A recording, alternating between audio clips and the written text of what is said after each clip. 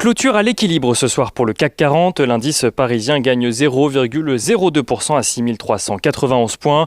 On note d'ailleurs que le CAC 40 a une fois encore oscillé toute la journée autour de son niveau de la veille, dépassant ce matin les 6400 points pour évoluer en dessous cet après-midi et notamment ce soir.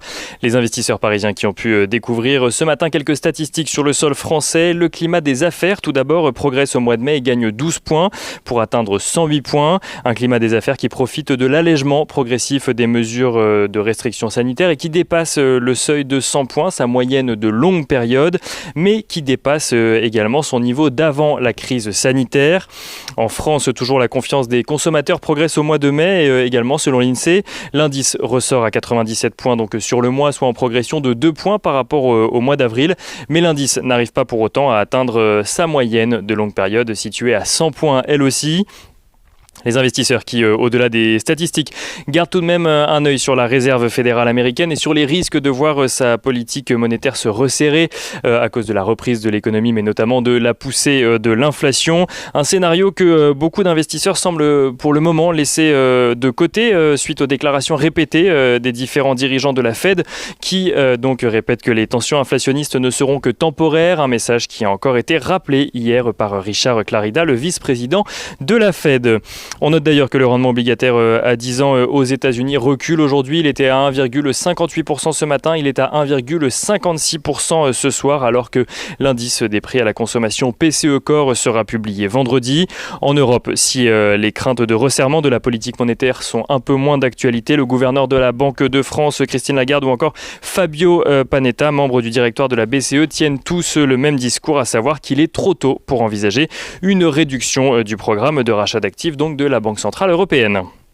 Du côté des valeurs, aux États-Unis tout d'abord, on note que Amazon annonce racheter les studios MGM, studios propriétaires des franchises James Bond, Rocky ou encore de séries comme La Servante écarlate.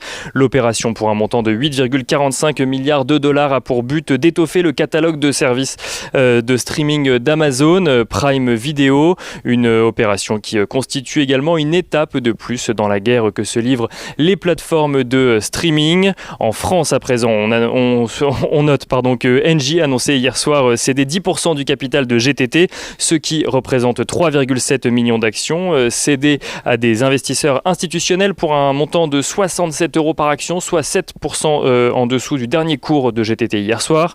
Parallèlement à cette cession, Engie annonce avoir lancé l'émission d'obligations échangeables en actions GTT d'ici 3 ans, avec une prime d'échange de 20%.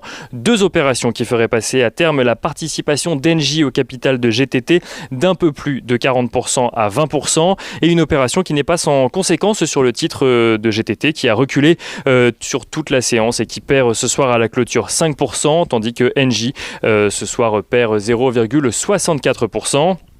Un mot également de Solution 30 qui a annoncé ce matin avoir besoin de quelques mois pour régler ses problèmes, selon les mots du président du directoire.